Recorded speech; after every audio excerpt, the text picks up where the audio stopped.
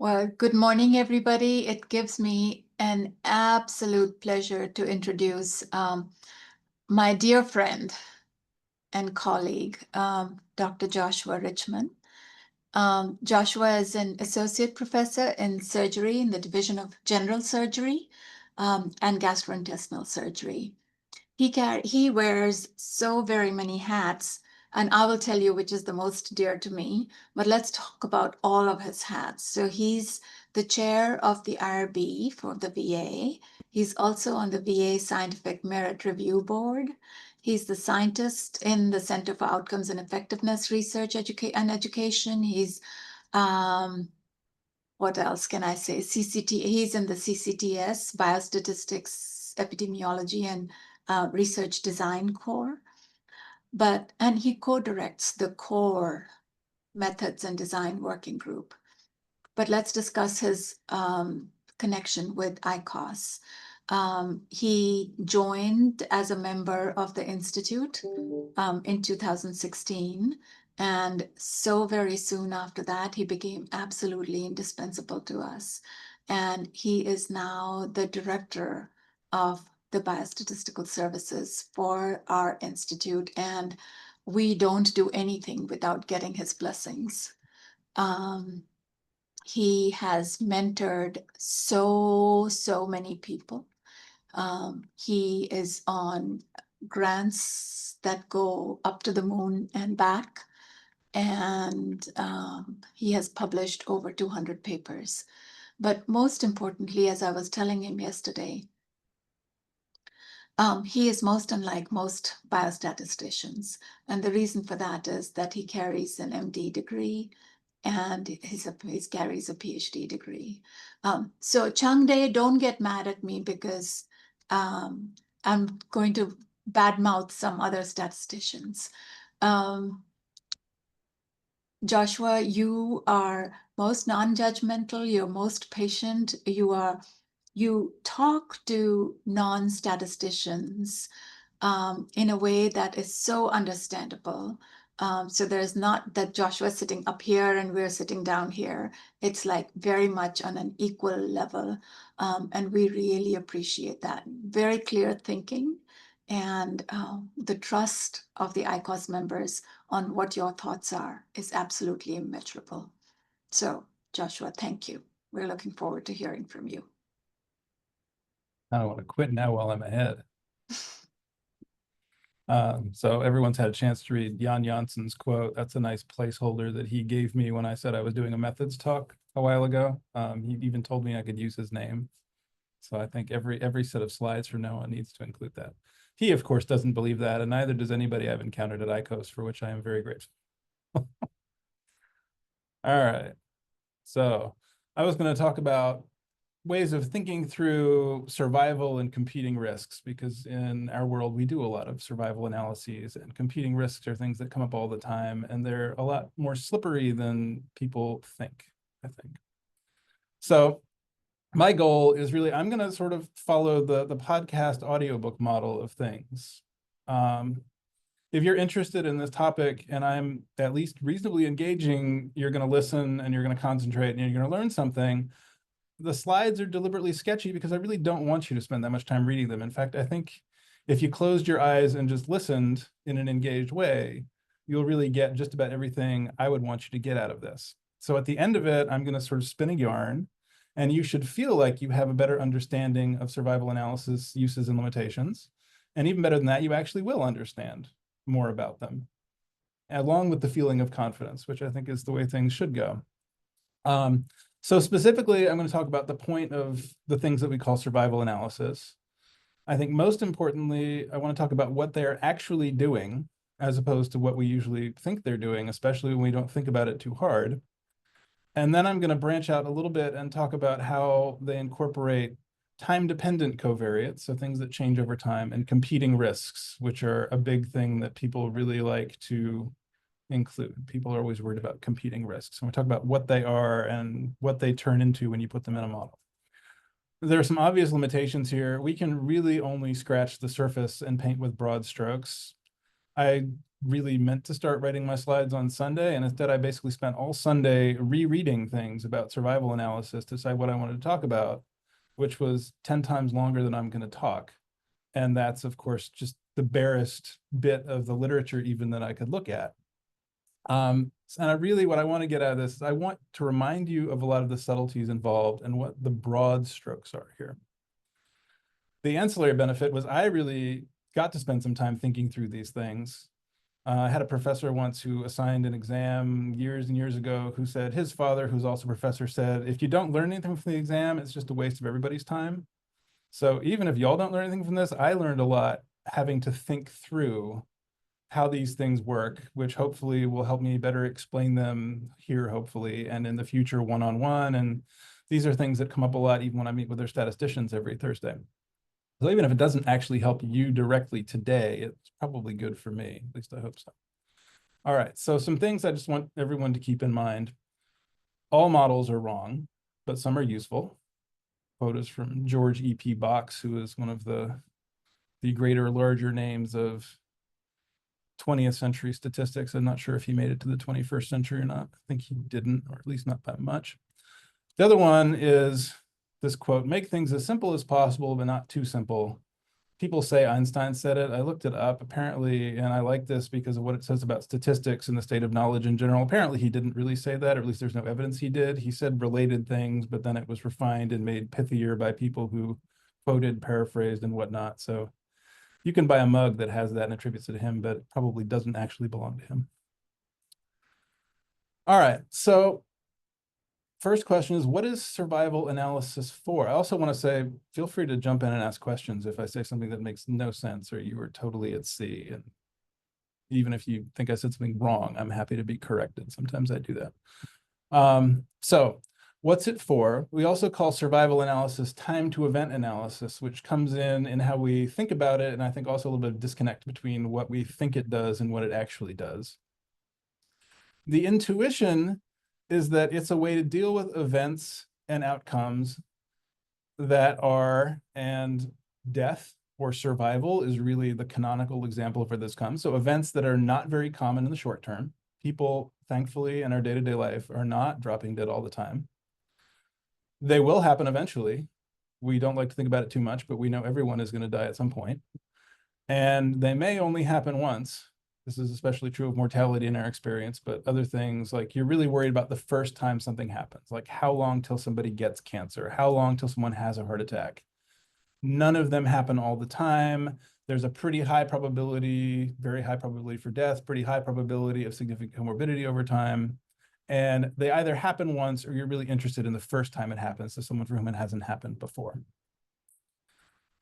So the question is, why not use logistic regression? Everybody's pretty comfortable with logistic regression. I would say for good reason. It's easier to be comfortable with it than it's survival analysis. So if you're interested in a specific time period, like you want to know what happens within 1 year from your start point. So maybe you want to know 1 year mortality after someone is diagnosed with cancer. So you've got a short period of time, and there are a reasonable number of outcomes in that time, and you don't lose anybody along the way, meaning nobody disappears, so you have complete ascertainment. Then you really could use something like logistic regression. You're modeling how often or what are the risk factors for somebody not making it to a year, right? And you have, for some conditions, there are a reasonable number of outcomes that you could model that, and you may not actually be that concerned with when things exactly happen. It may not make a difference to you in your research question whether someone dies 5 months after diagnosis or 11 months. What you really want to tell people about is what are the risks of not making it for a whole year. So in those cases, you could absolutely use logistic regression. But what if you cared about longer follow-up, especially with differential follow-up? And we know we have this in things like the BMTSS study and many of the things that everyone in ICOS does, where it's hard to enroll people. It takes time to collect data. You want to follow them for as long as possible because certain outcomes like mortality don't happen all the time, or recurrence, or secondary neoplasms. And some people, so you've got long follow-up, differential follow-up. Some people, what's the range? Smita, for BMTSS? Some people have been followed for 10 years. Some people have been followed up to 30 or more years. 43 years. 43 years. So we've got a long time. Obviously, if you follow someone for 43 years, they're more likely to have an event than someone who's only been followed for 10 years. Or when outcomes accumulate more slowly. So for example, if you wanted to cut off events in BMTSS for 1 year after enrollment, you won't have nearly enough events. We barely have enough events for some things we want to look at now, and that's following some people for 40 years. So logistic regression would not work with this shortened time frame. And people do get lost, which in the survival world you call censoring. You lose them to follow-up, you don't know what happened to them. You're interested in things like developing a recurrence of cancer, but they die of something else along the way, so they are in some sense lost to you for the purpose of recurrence of cancer. Then logistic regression is not the appropriate thing, especially with censoring, which is something that logistic regression and standard regression methods really just don't know how to deal with. Oh, back up, sorry. Also, in a deep way, logistic regression really, I put it usually in there because there are things you can sort of fudge in ways you can kind of sort of deal with this, but none of them are really satisfactory. Logistic regression doesn't actually care about when the events happen within your interval of time. It just cares whether they happen or not. And there are certain ways that survival analysis does deal with when things happen. There are other important ways in which it doesn't deal with it as directly as your intuition says it should. But I'll get to that a little bit. All right, so the first effort of survival analysis that everybody learns is Kaplan-Meier plots. You all have seen these things, you know what they are. They are a non-parametric model of the survival curve over time. So this is something I think I actually did for somebody through the CCTS, where we were looking at survival after some kind of ophthalmologic procedure. And these are stratified by the reasons they had their procedure. Are y'all seeing the little pointing cursor? Okay, cool. Can't tell if it's tracking.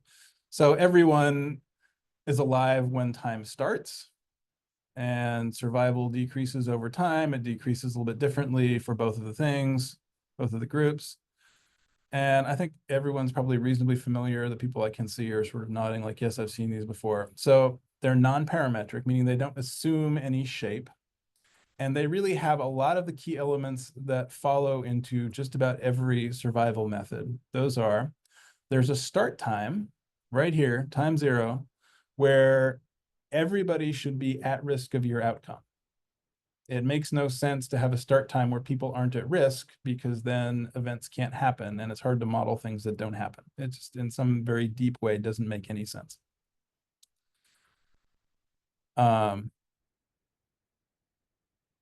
So at each time point, changes in the survival function are based on the risk set, those people who are still in there who haven't had an event and haven't been censored.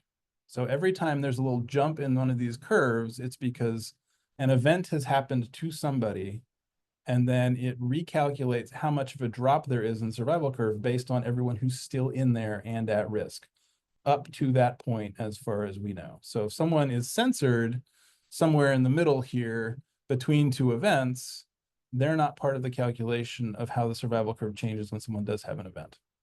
And that's how censoring is dealt with. And I say this to people all the time, and it's super easy to accidentally violate this law. The data should never, ever, ever, ever look into the future, no matter what happens. So what it's doing is when somebody has an event, it figures out how much to change the survival curve based on everybody's characteristics who are still at risk right up until the point where that person had the event. Should never, ever take into account something that happened afterwards. So for example, here, the stratification also should obey that. The stratification was based on the indication for their procedure, as I recall. So that is something you know when they go into the OR to have their ophthalmologic thing done, you know why they're having it done. So it's something you know at baseline, you stratify on that and you move forward. So I'm going to give you an example. There's a study from an unnamed prestigious university. I mean, I know the name because I read it in the book this Sunday, and I've read it many times over the years, that was looking at the association of heart transplantation and mortality. They did Kaplan-Meier curves and survival analysis stratified by transplantation, yes or no, and their time 0 was based on enrollment on the transplant list. and they found a huge benefit of transplantation. Anybody see any issues with that? Y'all would have to unmute to tell me if you saw any issues.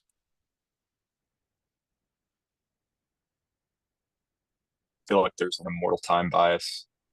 Right. There's immortal time bias, which is another way of saying they looked into the future to stratify, right? If you start time 0 at enrollment on the transplantation list to be eligible for a transplant, but then you stratify by based on whether they actually got a transplant.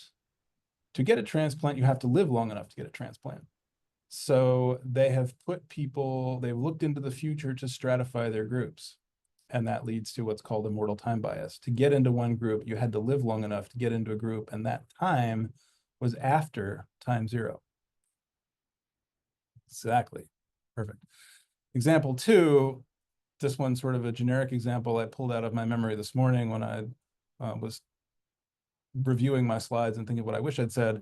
There was a study that did survival after breast cancer diagnosis, and their main exposure was completing chemotherapy, but the clock started running at diagnosis. So this again has a very similar problem, right? Because you're stratifying based on having completed chemotherapy, which means not only did you complete it, you lived long enough to complete it, and you didn't have any events that made someone stop early. So it's stratified where one group, it could only be known long after the start time that they completed treatment successfully and made it long enough. So that group's outcomes are biased to be more favorable because it relies on looking into the future. And honestly, it took a while before people started to really realize and formulate these things, and they're still really easy to violate if people are not careful.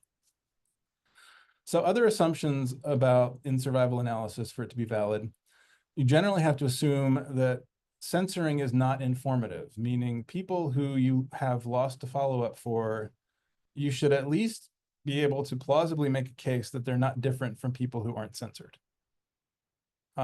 Sometimes it's harder to make that case than others. A lot of times you can understand that people who are sick may stop coming back in for follow-up visits because they're sick or they've lost hope, and that's related to the fact that they may be having worse outcomes in the very near future. I think it's an easier case to make sometimes for death when that is your outcome, because there are such good national records for death. Like it's a lot harder to, or there's less reason to worry that you're not going to ascertain that outcome because of public records. But if your outcome is something else, it can be a tougher thing to think about for whether your censoring truly is non-informative. Another form of informative censoring are when there are competing risks that you know about. If you want to model death from one cause, then the original approach for when someone dies from something else is, well, they're no longer at risk, so they should be censored. But that is in some sense informative censoring, because the fact that they've been censored for competing risk means you absolutely know they're not going to die of the cause that your study is for. So you can't really say it's not informative. Another thing to note about the Kaplan-Meier curves is they're not adjusted for covariates, but they can be stratified as they were in that thing. And you can test for differences by the strata using the log rank test. So it's easy using Kaplan-Meier curves to divide people into groups as long as you know what those groups should be at time 0, and test for whether their survival curves differ over time. But we really like to adjust for things, especially lots of things at the same time, and you really start running into small numbers issues if you want to have 12 different strata for your Kaplan-Meier curves. In addition to having small numbers, they just gets really crowded and you can't even see all the plots together. It just doesn't make any sense. So the key insight, mathematically speaking, of how you start to be able to deal with this is to realize that the slope of the survival function, that decrease in survival and how quickly people die or have events, is related to something called the hazard. And informally, the hazard, which everyone's heard of because we talk about hazard ratios all the time, is informally, it's the probability of having an event in a short period of time among those still at risk.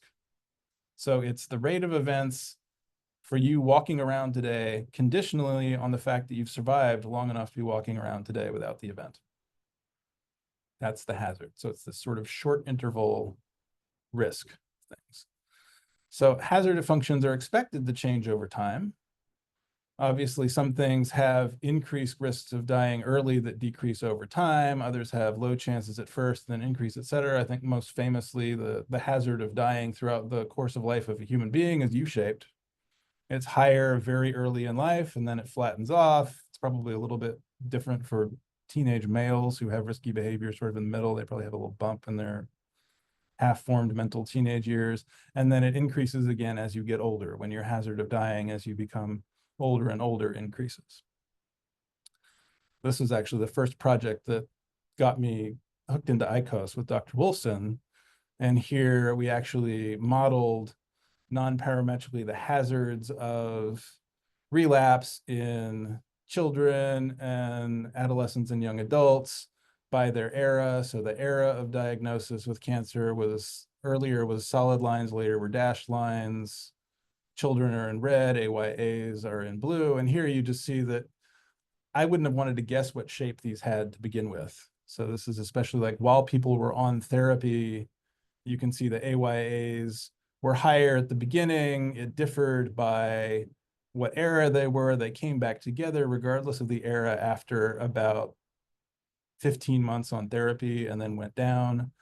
The kids looked very different again, both from the AYAs and by era. So this is why you, in some ways, you don't know, I think, really what hazards should look like. You can model them, but I wouldn't want to guess offhand what they would. Okay, but if you know somebody's hazard because you've modeled it or you have a reason to assume it's a certain function, you can estimate. Sometimes we call that predict, although I don't think anyone's really good at predicting survival time in the long term. You can estimate their sort of expected survival time. Somebody who looks like this will live on average 55 years, plus or minus a wide variability. And then adding covariates can increase the hazard. So again, if you've specified the hazard, covariates can show you that maybe you increase the hazard, and this is interpreted as sort of accelerating the time to failure or accelerating aging, which leads to one of the earliest ways of doing survival analysis, which is called accelerated failure time models, which are still used and they still have their good purposes. They still assume that censoring is not informative. They assume a parametric hazard function of some general shape, according to lots of different distributions. It can be an exponential distribution, Weibull distributions, gamma distributions. And then the covariates are looked at, as I said, in terms of accelerating the failure time. It still also assumes that the values of all covariates are known at time 0. And generally, they also assume there's only one outcome of interest, so no competing risks. The biggest liability they have in terms of modern usage really is this assuming that covariates are known at time 0, because a lot of times we know that there are covariates we care about that are not known that far ahead, or that not known at the baseline and never change. Okay. And the other issue is that they assume this sort of parametric hazard, right? And like the slide I showed you where we modeled the hazard, I wouldn't have guessed any of those shapes to begin with, and they're different between groups. So if you don't want to assume the shape of the hazard, you don't want to define it parametrically, that leads down the road to Cox regression, which is what most of us do 98% of the time for survival analysis, also known as proportional hazards regression. What it does, and there's a little bit of math coming up. I tried to like glaze everyone's eyes just a little bit, but not too much. It assumes that there's a baseline hazard, this thing, h sub 0 of t, that's a function of time, that's common for everyone, that's then adjusted by covariates. So at the tth time, the ith person's hazard is this baseline hazard times the exponential of beta coefficients and their covariates. So their covariates are the x of I. This is the ith person's covariates, whatever those are. So, but keep your eyes on baseline hazard. So there's a lot of gnarly math involved, but very much like the Kaplan-Meier curve, and I'm just showing you the heuristic math here, not the real math. Like the Kaplan-Meier curve, what Cox regression models do is whenever somebody has an event, it compares the hazard of the person who had the event to the hazards of everyone in the risk set. So to make a likelihood function. So imagine the first person, that's this guy over here, or gal, whatever, has an event at time 5. So their hazard is the baseline hazard at time 5 times the exponentiation of person number 1's coefficients. You divide that by the sum of everybody who was at risk at time 5. So you include person 1 who had the event and everybody else who hasn't had the event yet. So if it turns out that person 1 has a bunch of risky covariates, this is going to be relatively large compared to the sum over everybody else if they had relatively non-risky covariates, because each one of their terms will be relatively small. So you can think of it as saying, every time someone has an event, it estimates this quantity. How likely is it that this person who had an event was the person who got unlucky and had something happen to them at that time compared to everybody else? Joshua, Yes, can we ask some questions here? absolutely. So suppose there's missing covariates. How does this equation handle that? So Cox models, like other regression models, will drop people if they have missing covariates. So if you assume that you need a covariate in there and someone has an incomplete observation, they'll get dropped. That person will get dropped. Yep, just like other regression methods. You can do imputation with Cox things and other things, but they'll be dropped. Thank you. Because you can't calculate beta times all of your coefficients if you don't have all your coefficients. All right, so this is like the last bit of the eye glazing math. So what I just want to point out is here's that thing I showed you before. Everybody who did fractions in junior high and high school says, aha, you can pull out this baseline hazard at 5 from the top and from the bottom. And when you pull out two things that are the same on the top and the bottom of a fraction, they cancel out, and poof, the hazard is gone. So the really beautiful, crucial trick of Cox proportional hazards regression is it says we don't actually have to know the hazard. Not only do we not have to say it has a parametric structure, we don't even have to know what it is. We don't have to estimate it. We're just going to deal with the relative hazards. And you use these quantities to estimate what the beta coefficients are to maximize this likelihood. Okay, so that's Cox regression. It assumes that everyone's hazard is proportional to a baseline hazard. With that assumption, you no longer even need to estimate the baseline hazard. It still assumes in its original formulation there are no competing events. And what's also interesting is the time of the events no longer matters. It's just the order of when people have events now and who is still at risk. So if you look at this thing, your beta coefficients and their contribution to the risk don't change over time. So, and this thing is the only thing that matters for time, where you are on the hazard function, but that goes away. So the only thing that matters really is when each person has an event, it matters who's still in the risk set and hasn't had one yet. So you can stretch out the event times by multiplying them all by 1,000. You can move them around by random noise as long as you never make Mrs. Smith have an event after Mr. Jones when originally hers was before Mr. Jones. As long as you keep the order the same, the time is actually no longer part of this at all. All right, so interpretation coefficients from Cox regressions are exponentiated to make hazard ratios, which is what everyone reports and everyone feels comfortable talking about hazard ratios. When you have fixed covariates and you don't have competing risk, a higher hazard ratio translates into higher incidence of the outcome, which is why it's easy for people to say in classic Cox regression, when you have a higher hazard ratio, people say you have a higher risk for the outcome. That's absolutely true. Now, what you can't say, and people want to say this all the time, a hazard ratio of 1.5 does not mean the incidence or risk over time is 1.5 times greater. So it doesn't mean that 1.5 times as many people will have this event over time. It's a hazard ratio. So it's talking about your instantaneous risk over a short period of time. How much that translates into a different actual overall event rate over the course of follow-up depends on the actual underlying shape of the hazard function, which Cox regression is actually explicitly deciding it doesn't care about. And of course, if you think about it well and truly in the context where your outcome is survival, you know they're going to converge again eventually. If you have two groups and you follow them forever, everybody is going to meet the Grim Reaper. So no matter how separate these curves look at the beginning with proportional hazards, you know they're going to come back together eventually. So that's, if you keep that in mind, you'll remember like a hazard ratio can't actually translate into that ratio of events over the whole course of time. All right, but the thing is, things change, right? That was the easy version when life is possibly too simple of knowing your fixed covariates at baseline and having them never change. We know that if we follow people for 5, 10, 20 years, covariates can and will change.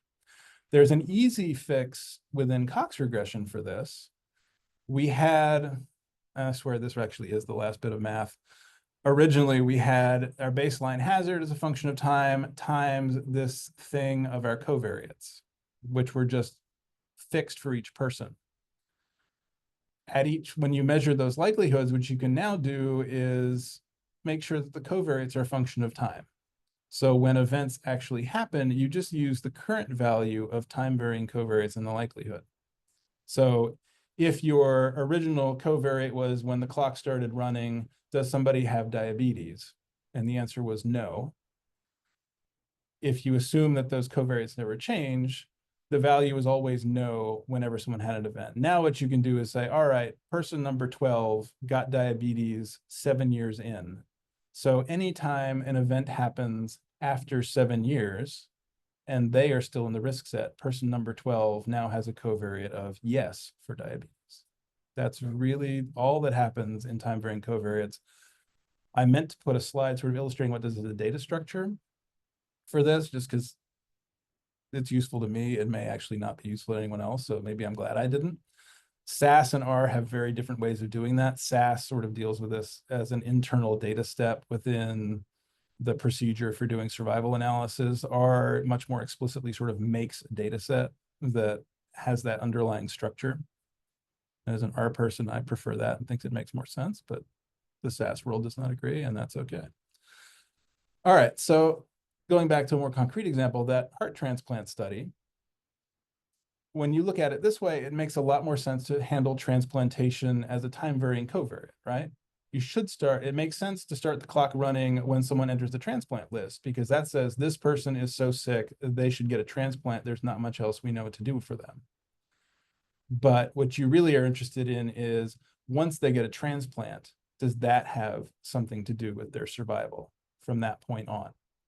So when they did the analysis this way, and literally I left that book that I used for the source for this at home this morning when I realized that I wanted to add this to talk about it. So I don't remember whether it was that there was no benefit of transplantation or a much more modest benefit, but in any case, it made it so it was no longer a slam dunk because they were not looking into the future and comparing a group that lived long enough. They were now saying, after you got the transplant, did having been transplanted make a difference compared to everyone who'd made it as long as that person who'd been transplanted? All right, so there's caution. We are now leaving the world of simple things where you know your covariates at baseline and you don't have competing risks and you follow people forward. Now we have covariates that change over time. So when you start having time varying covariates, a covariate that's time varying but a hazard ratio greater than 1, which we want to say is greater risk, it is a greater hazard. If you walk out your door with an increased hazard, it is more likely that in the very short term near future, you're going to have an event than someone who has a less risky covariate. But it may not be associated with an appreciable increase in the actual incidence over time in your cohort, because that depends on when you were exposed to your time varying covariate, when it changed, what the hazard looked like when it changed. You can easily imagine the hazard is really high early on, but your covariate doesn't become risky until the hazard is much lower later on. So it depends when your covariate flips for how much of an effect it actually has. Another temptation that happens is you still may never, never, never, ever look into the future. So it's tempting for time varying covariates. You know, if you have a time varying covariate measured at year 5 and year 10, it's tempting when an event happens at year 7 to want to impute a value at year 7 that's like halfway between year 5 and year 10, but you can't do that because that's looking into the future. You cannot let year 10 inform what you call something at year 5. So you have to essentially carry your last observation forward from year 5 or something like that that does not actually look into the future. All right, so there's a certain simplicity to survival as an outcome, which is what motivated all this. We mentioned we're all mortal. As time runs on, the survival function will go to 0. And cumulative incidence, which is the flip side of survival, goes to 1. We know if we follow people long enough, the cumulative incidence of mortality will go to 1 in the same way that survival goes to 0. This leads us into the world of competing events. So sometimes death is not the only outcome we're interested in. So sometimes we're interested in, say, specifically dying of cancer, as opposed to dying from something else. The cumulative incidence of dying from cancer does not actually tend to 1 over time, because people do, in fact, die from other things, right? Which is equivalent to saying that the survival function of dying from cancer does not go to 0. It goes somewhere else. There's only a certain proportion of people who die from cancer. So things to think about with competing events, also called competing risks, are you have to think about, are they really competing? To know if things are really competing means one really has to rule out the other. Dying of cancer does rule out dying of a heart attack if you set aside issues of like by what mechanism you die from cancer, which could in fact involve a heart attack, but you know what I mean. Like, to the extent that you can separate these things, you can say if you die of one cause, you're not dying of the other cause. This gets a little dodgier, especially when you have non-lethal competing events. Like getting diabetes does not actually strictly compete with getting lupus, right? You can get both. But if you're interested in the first new comorbidity, like what are you likely to get first, then if you get diabetes first, you can't actually get lupus first. So it becomes very tricky to make sure that you correctly frame the question that you're asking when you want to talk about competing risks and you have things that don't preclude each other. You then have to think about modeling very carefully what is first and interpreting things that way. So if you ask yourself that question and you say, well, you're interested in the new comorbidities, but you're not actually necessarily interested in which one was first. Oh, that's a terrible typo, unnecessarily. Then you can account for the other comorbidities by time varying covariates, right? If you're interested in whether someone gets diabetes over time, you can adjust for lupus and other outcomes as time varying covariates to see whether getting them along the way is a contributing factor, but it doesn't make sense to really think of them as competing risks because they don't compete. All right, there are 2 main approaches to competing risks. There is cause-specific Cox regression, which is a very sort of counterintuitive name because when people think about it, usually it's not dealing with particular causes. And then there's fine-gray competing risk regression, also called subdistributional hazards regression, which talk about a little bit. These are where things get really interesting. So cause-specific Cox regression treats competing risks as a censoring event.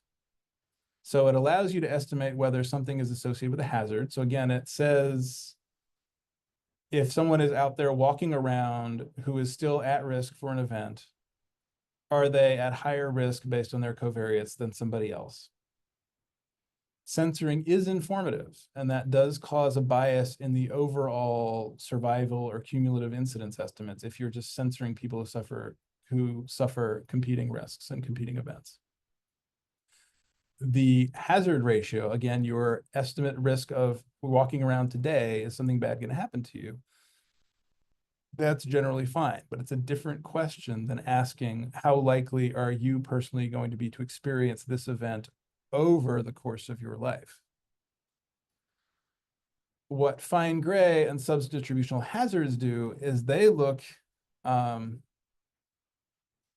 example, if you're looking at cancer-related death versus all other causes, where you treat them as competing risks, it looks at the subdistributional hazard of cancer death, for example. So that is the rate of cancer death among those who have not yet died of cancer, which is different from the usual Cox regression one of the risk of having an event among people who haven't had any event. Here, you're interested in the risk of dying of cancer among people who haven't died of cancer. And crucially, what this means is you have to keep people in your risk set who've died from something else.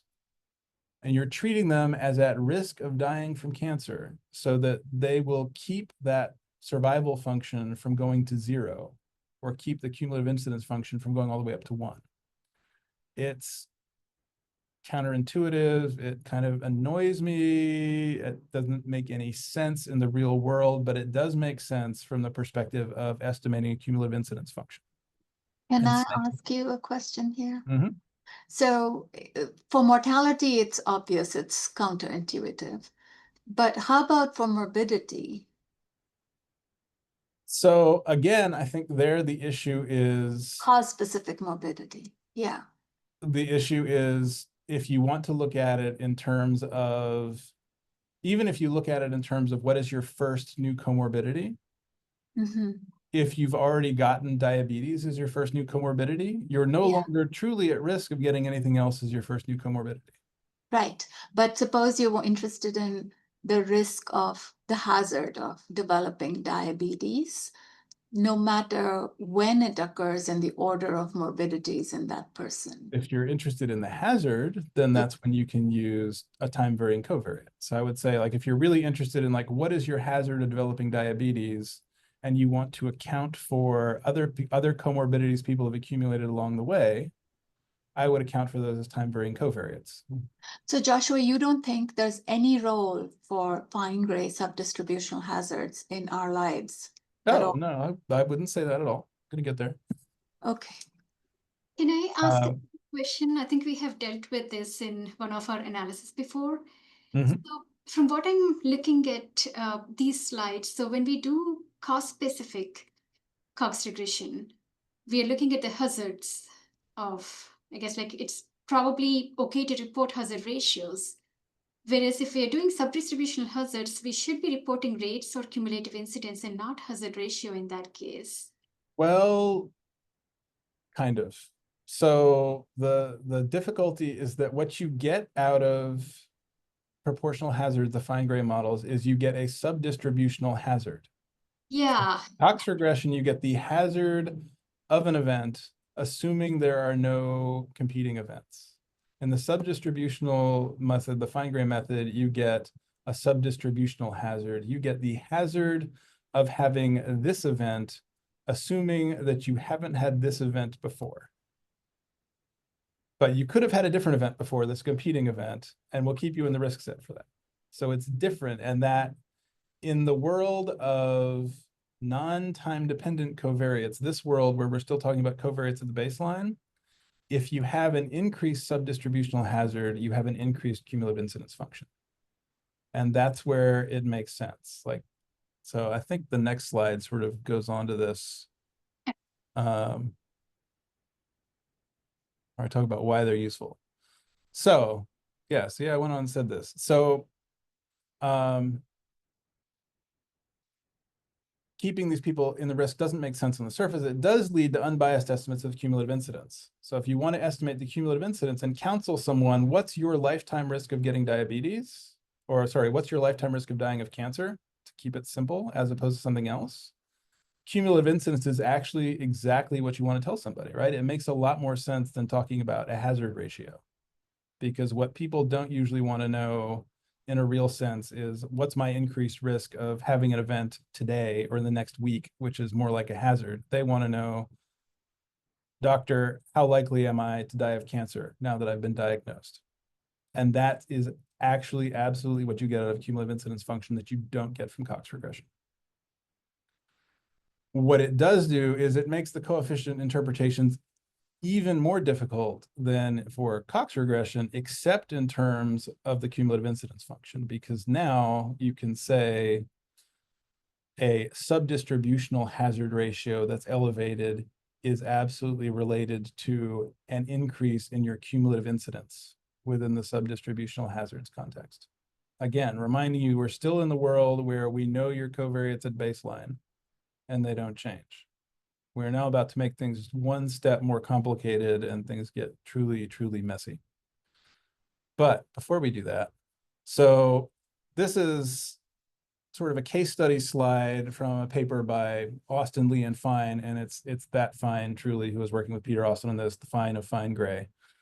So they're working together on this. And this, I just wanted to show, if you do cause-specific regression, like Cox hazard regression, and just fit a Kaplan-Meier curve where you censor people with competing risks and add them together, your two competing risks, this is the sum of the Kaplan-Meier estimates that are not treating things as competing risk, but just censoring people who have competing risks.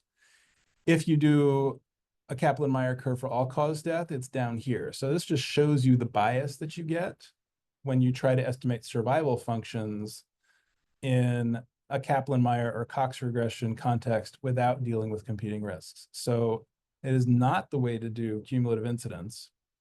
It is, I think, a more reasonable way to talk about hazards a lot of the time. And I also want to show sort of the counterintuitive things you can get. So this study, he did a case study of people with cardiac disease, and they were looking at cardiac death and non-cardiac death as competing risks, which absolutely makes sense. They're competing outcomes. And they were looking at a diagnosis of cancer as an explanatory factor here. So what you get is in the subdistributional model, which is associated with the cumulative incidence, cardiac death has a subdistributional hazard of less than 1 that is significant. So it makes it look like naively cancer is protective against dying of heart disease, right?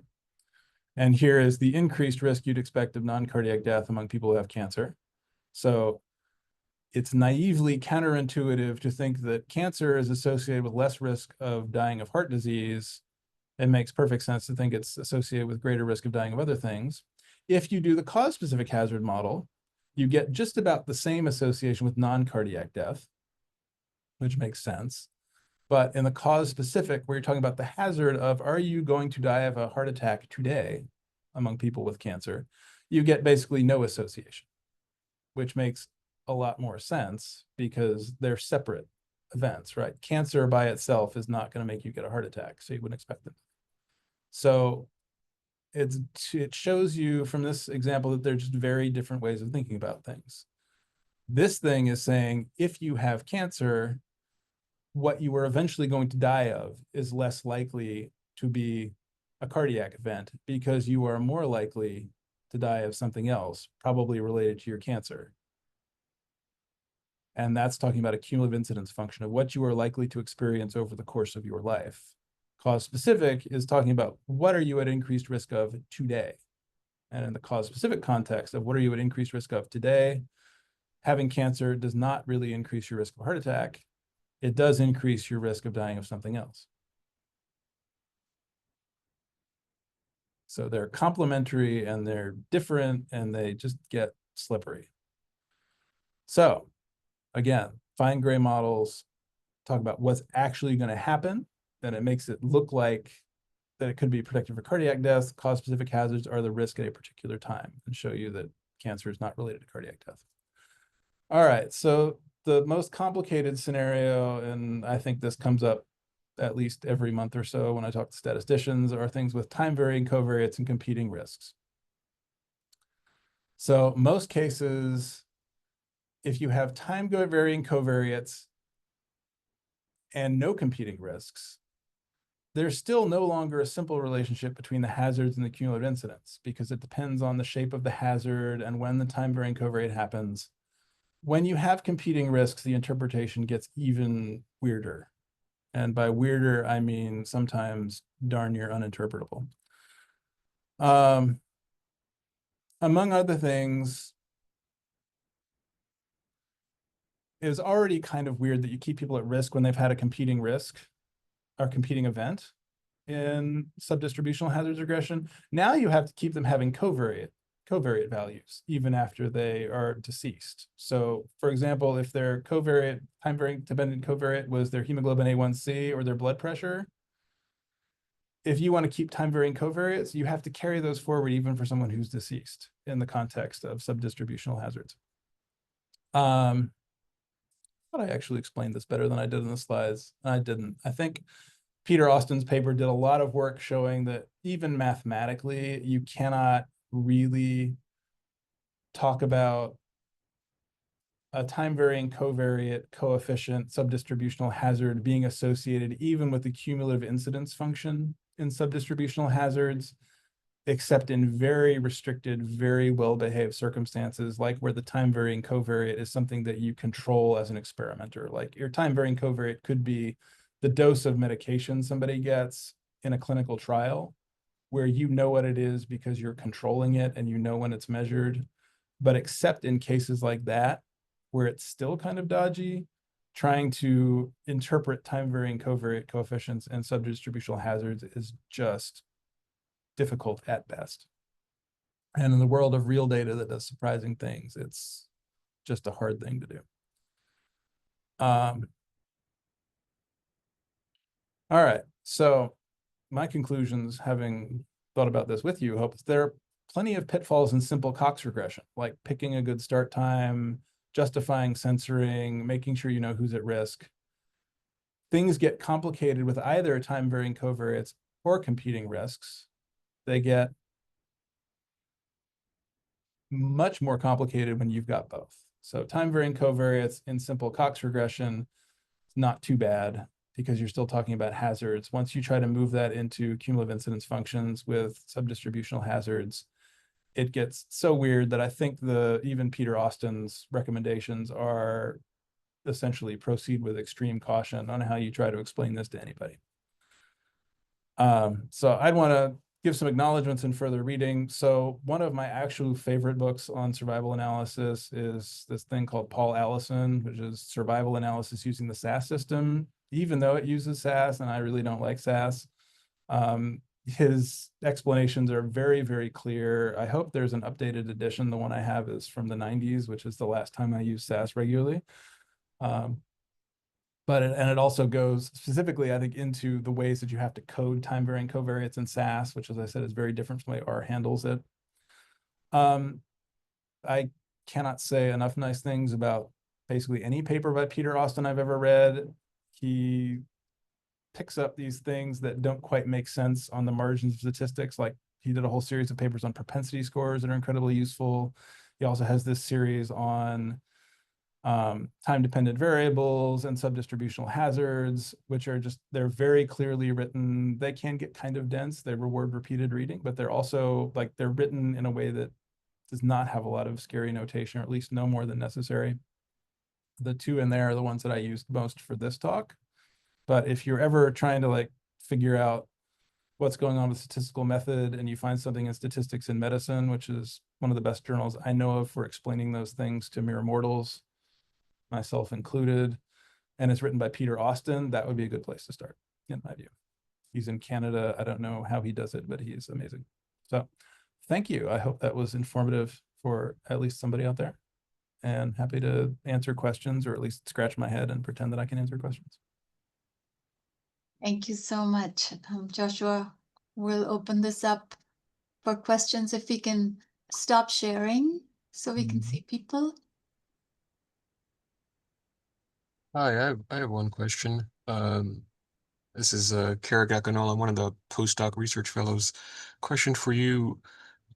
So to combat the immortal time bias, I know there's been talk about doing like a landmark analysis. I don't know if you kind of mentioned that a little bit in your talk. Just wanted your thoughts on a landmark analysis, and because we had a project where we did that for PDAC.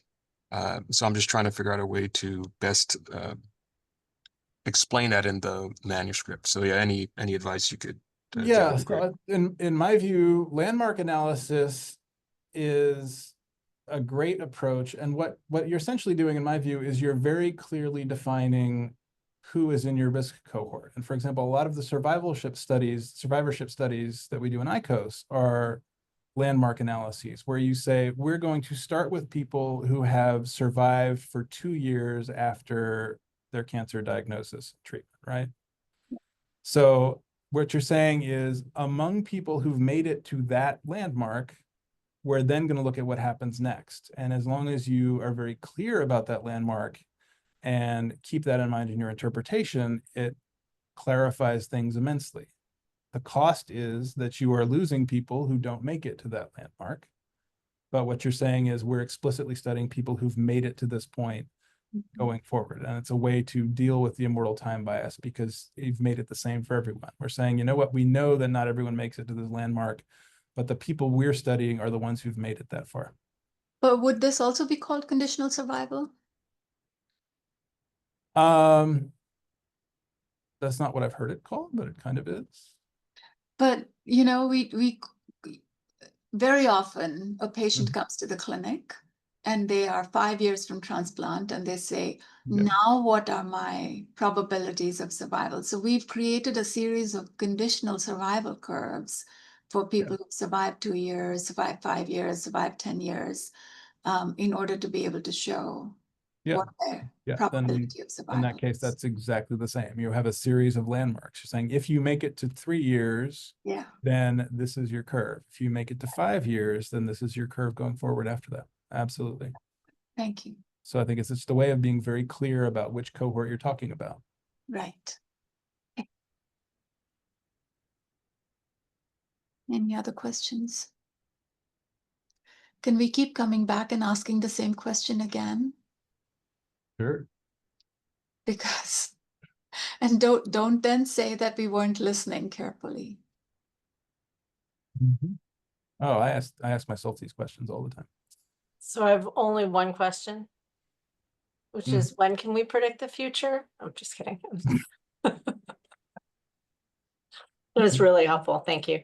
I'm actually looking forward to listening to it again if I can. So I'm going to go back to a dumb question, which is you say that in the Cox regression, when you say that this particular exposure is associated with X-fold increased risk, right? Mhm. And you say, don't predict the future.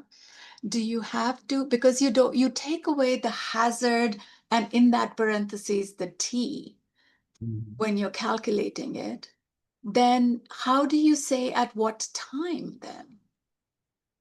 Okay, so two things. But it's not you can't predict the future. You can't look into the future for your covariates. But you can try to use them to predict the future, but you cannot weight it in your favor by having looked in the future for covariates that you then use. So to we predict. don't have to bind it down by saying, since I calculated it for people who were within 10 years of their exposure, I have to say that it is at 10 years or at 5 years or at X number Right. of. You're saying throughout the course of this follow-up, you have a 1.5-fold increased hazard.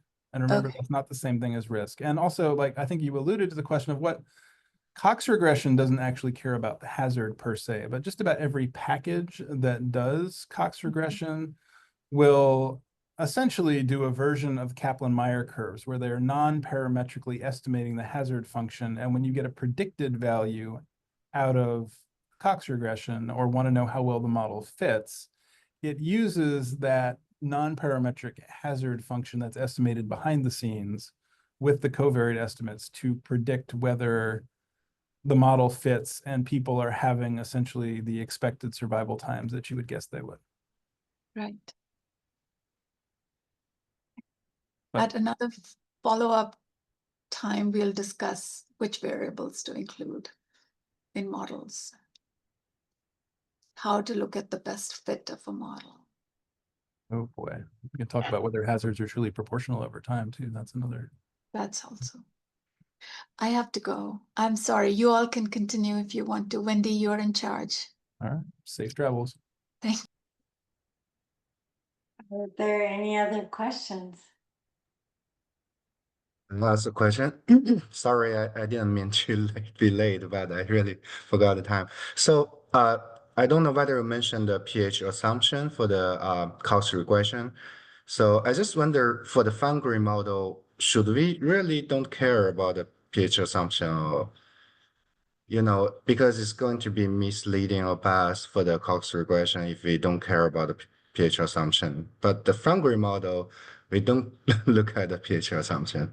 Yeah, I mean, really, you should.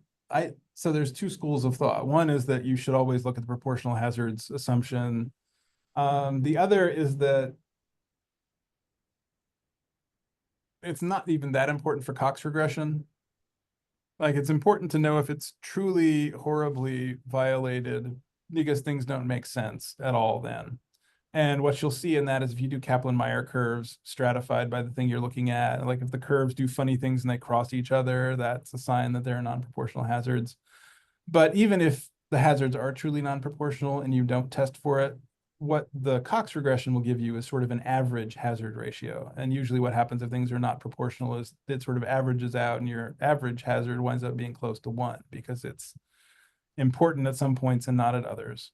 There are ways to essentially do a landmark analysis where if you find that kind of thing, you can say, well, it looks like in the first 5 years, this factor is associated with increased risk. So you do a regression there and then do another one after that as another landmark analysis. And I guess the thing like Allison in his book basically said kind of what I agree with, which I'm sure is confirmation bias among the statisticians' impressions of things of like, yeah, it's important, but it's not that important to check for the proportional hazard. Thank you.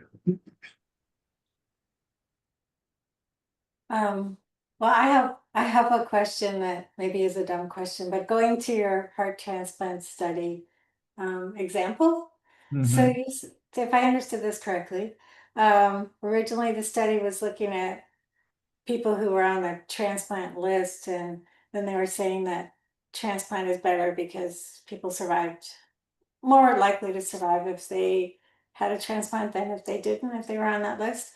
But then you said they redid it and they took that out and they started right at transplant. So then what were they if everyone had a transplant, so was it like the underlying condition or what were they comparing? Okay. So the original way they analyzed it was time started with going on the transplant list, and they analyzed it dividing into two groups of the transplanted versus the not transplanted, which made it look like everyone's transplant was at time 0, which it wasn't.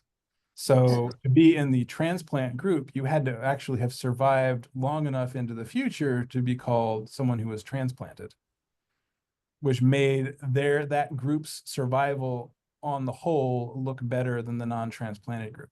But it was because they looked into the future to see if someone was going to be transplanted, and then at time 0, put them in the transplant group. Ah, So they had a mortal time bias. They weren't actually at risk of dying until their actual point of transplant, which was some point in the future, because we knew that they lived to be transplanted. And then the way to truly deal with it the right way was you start the clock running at time 0 on the transplant list, and then whether you have actually been transplanted or not is a time varying covariate. I see. Okay, so they just moved the time back to the beginning when they landed on the list. Is that right? Yeah, they said that transplantation is no longer defined at time 0. It's defined as of when you get a transplant. It's no, you haven't been transplanted until you actually get a transplant. It's not Thank quite the you. same thing as moving the time 0 back, because someone who got a transplant after 12 months on the list was still part of the at-risk set for anybody who died, say, at 5 months. But at that point in time, their value for transplanted yes or no was no. So they got included in everything up until then. Ah, okay. No, thanks for explaining that. Any other questions?